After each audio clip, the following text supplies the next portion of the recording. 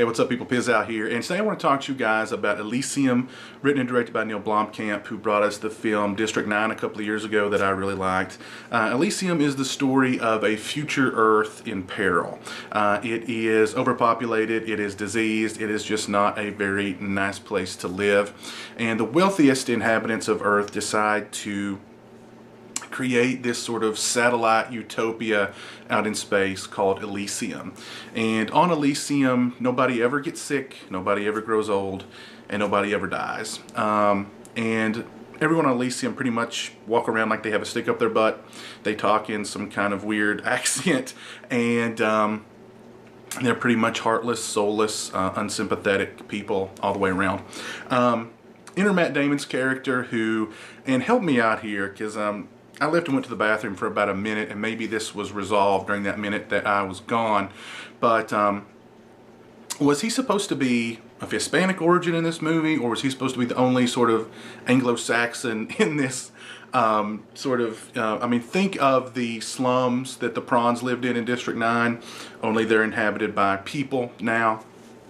In this sort of slummy place, almost entirely comprised of people of Hispanic origin, and the young version of Matt Damon, the boy version of Matt Damon, sort of looked Hispanic to me, and he spoke Spanish fluently, and then he grew up to be Matt Damon, who is about as far from Hispanic origin as possible.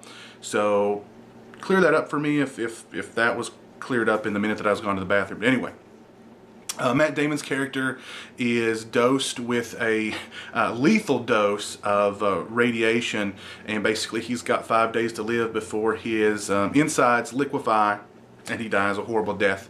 And his only hope is to jump the border onto Elysium and get inside this pod that scans you and basically takes care of all your imperfections. And there's a plot line involving Jodie Foster's character. She's the defense secretary for Elysium, and she's wanting to take power. There's a plot line involving Matt Damon's love interest in the movie and her little girl that's got leukemia. And though I'm going to recommend Elysium, the first third of the movie to me was it wasn't very compelling. It was this is our plot, this is our characters. It was the storytelling, it was the character building part of the film. And there was a lot of things that sort of bothered me about the movie. The thing with Matt Damon bothered me. Jodie Foster's character, Jodie Foster seemed really, really miscast in this movie. Jodie Foster, of course, a great actress, has they really sort of downplay her character, and by the middle of the film, and especially the third act of the movie, I mean, she's just sort of useless and not used. But she had the oddest accent in the movie. I'm not sure if it was supposed to be French or English or what, I don't know. But that kind of took me out of it. I just found the story overall to not be very compelling, to be perfectly honest with you. After they sort of get the plot and everything out of the way, and we get into sort of the meat of the movie, the action of the movie, the film does pick up, and I did overall find it a pretty good movie, a very entertaining movie.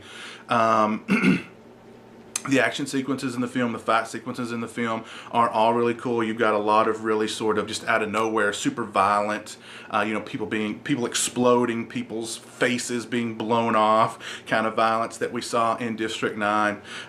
There is, of course, some social messages in the film, as there were in District 9. I've heard people say that this movie is about Obamacare or, socialized medicine. I don't know, I didn't really necessarily pick up on that as much as I did the social message that was in District 9. I didn't find it as compelling a social message, I should say, as the one in District 9. But overall, I really enjoyed Elysium. Like I said, the action sequences are really good. The fella, the star of District 9, and his name is escaping me, has a really cool character named Kruger in the film, who's sort of this mercenary character who's got all these cool gadgets and stuff. But he's really good in the movie. Matt Damon overall is really good in the movie. Jodie Foster, like I said, sort of miscast, sort of underused. The love angle with Matt Damon and this woman whose daughter is dying of leukemia wasn't I really didn't, there wasn't a whole lot of meat to that story. I really wasn't feeling that. The action sequences, though, I think saved the movie.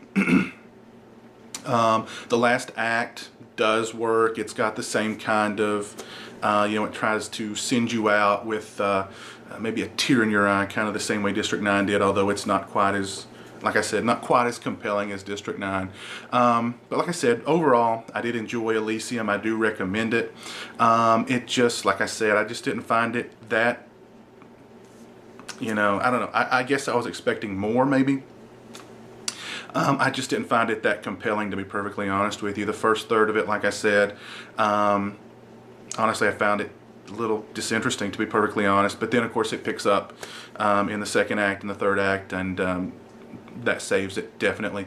But definitely, not a perfect movie, very far from it. It's got its flaws, but overall, I did enjoy it, and I recommend it. So if you guys haven't seen Elysium yet, go out and check it out. And until next time, you guys take it easy.